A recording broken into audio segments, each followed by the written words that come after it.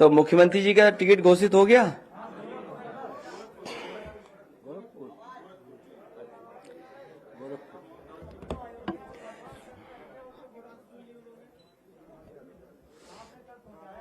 क्या चीज?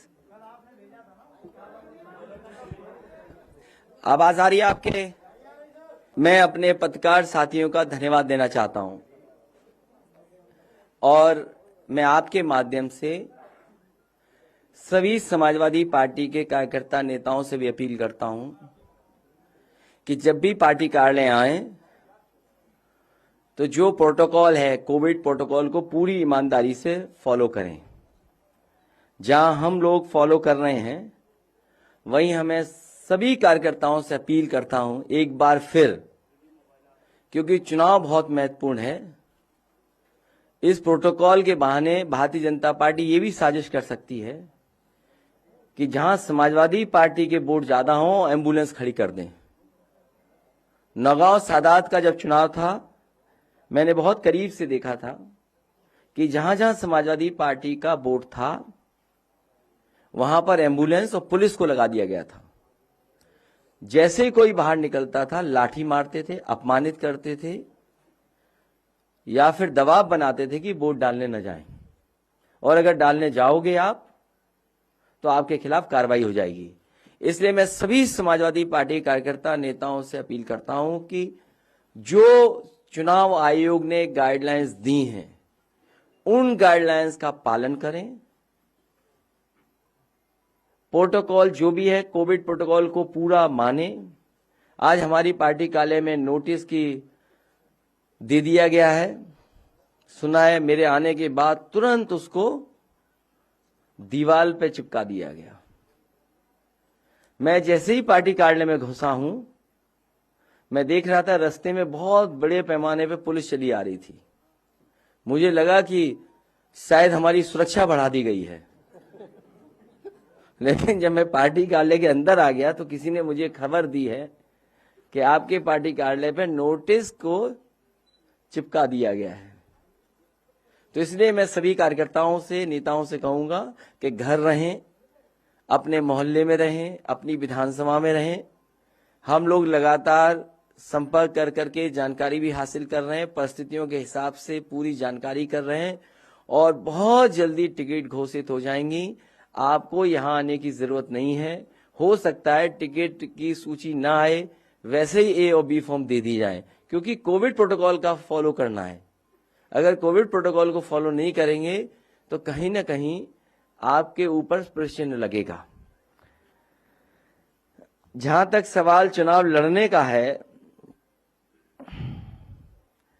कभी कहते थे कि मथुरा से लड़ेंगे, कभी कहते थे अयोध्या से लड़ेंगे, कभी कहते थे प्रयागराज से लड़ेंगे, कभी कहते थे देवबंद से लड़ेंगे। मुझे खुशी है इस बात की कि भारतीय जनता पार्टी ने पहले ही उन्हें अपने घर भेज दिया। हालांकि वो कल से गोरखपुर में है, टिकट पहले बुक कराई थी उन्होंने 11 तारीख की। अब मुझे लगता है कि गोरखपुर में ही उन्हें रहना पड़ेगा। अब गोरखपुर से वापस आने की उन्हें जरूरत नहीं है। उनको बहुत बहुत बधाई। आपको क्या लगता है अखिलेश जी, गोरखपुर का जो फैसला है इसके पीछे की वजह क्या है? ये आपकी चैलेंज को काउंटर करने वो भारतीय जनता पार्टी के सदस्य नहीं है, इसलिए उन्हें घर भेज दिया है।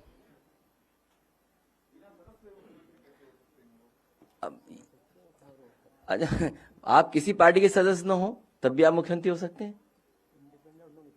हाँ, किसी पार्टी के सदस्य हो तब भी आप बन सकते हैं मुख्यमंत्री। और अभी तो जनता को भेजना था, जनता के भेजने से पहले ही भेज दिया ने वापस। विधायक को मैं नहीं लूंगा। अब आप जितनों के आप टिकट काटना चाहें काट सकते हैं। मंत्रियों को भी नहीं लेंगे, वो जिसकी टिकट काटना चाहे काटें। अब समाजवादी पार्टी में उनको नहीं लिया जाएगा।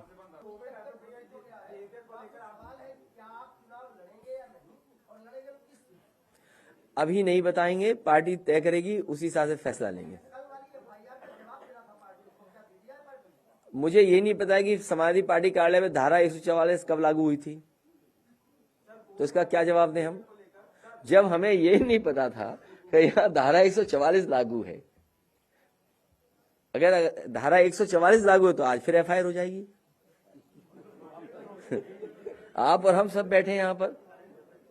तो जब समाजवादी पार्टी को और हमारी जानकारी में नहीं था कि पार्टी कार्यालय के अंदर, हमें तो ये जानकारी थी वर्चुअल रैली। अच्छा, वर्चुअल रैली की डेफिनेशन हमें नहीं पता थी, तो हमें ये लगा कि कुछ लोग सामने रहेंगे और वर्चुअली सबको भेजा जाएगी, कैमरे से सबको दिखाएंगे। तो जो लोग आ गए वो आ गए, हमने तो किसी को नहीं बुलाया, क्योंकि लीडर्स के सामने जब तक माइक ना हो और कुछ लोग ना हो तो बात निकलती नहीं है। तो इसलिए वो वर्चुअल रैली थी।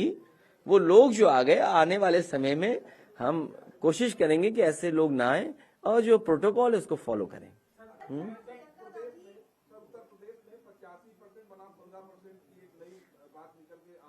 तुम बात ही नहीं समझ पाते हो।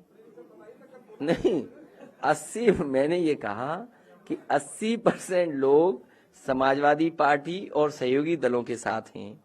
जब से वो लोग आ गए हैं तो 20% खिलाफ लोग भी उनके हमारे साथ आ गए। तो जब खिलाफ लोग आ जाएंगे, गठबंधन के साथ पहले से 80% लोग थे, तो इनका सफाया हो जाएगा। वो स्टूल वाले उप मुख्यमंत्री हैं।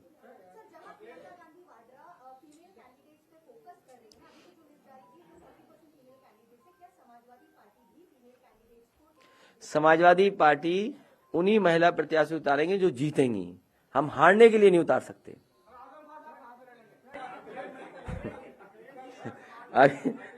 ये हम पे छोड़ो कि क्या करना है हमें।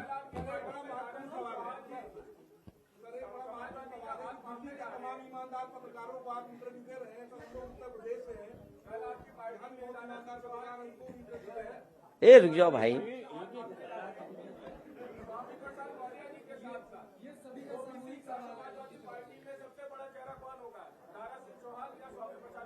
ए लड़ाई वड़ाई मत कराओ, हम सब बड़े चेहरा हैं, हम सब बड़े चेहरा हैं। हैं?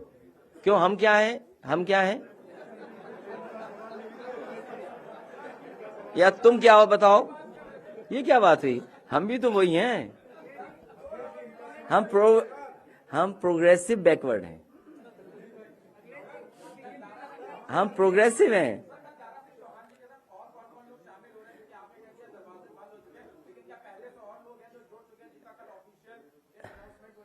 दारा सिंह जी आ रहे हैं, मंत्री रहे हैं, सांसद रहे हैं, बहुत ही वरिष्ठ नेता हैं। तो कल कोई कार्यक्रम नहीं होगा, इसी प्रेस की तरह हम लोग उनको शामिल करेंगे और उनके साथ कुछ लोग हैं उनको भी मैं शामिल करूंगा।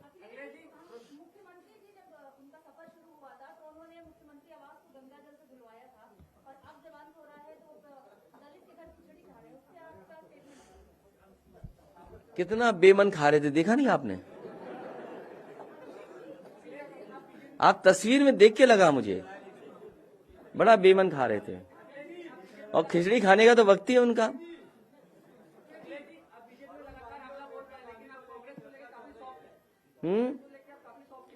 कांग्रेस है नहीं अभी कहीं, कांग्रेस अभी कहीं नहीं है। कांग्रेस केवल साजिश कर रही है, बस केवल साजिश कर रही है। कांग्रेस दिल्ली में बैठ के केवल साजिश कर रही है कि उसे समाजवादी पार्टी को कैसे हरा दें, समाजवादी पार्टी का कैसे नुकसान हो। दिन रात यही प्रैक्टिस हो रही है, यही कोशिश हो रही है कि समाजवादी पार्टी को कैसे कमजोर कर दें। कई दल हैं इसमें,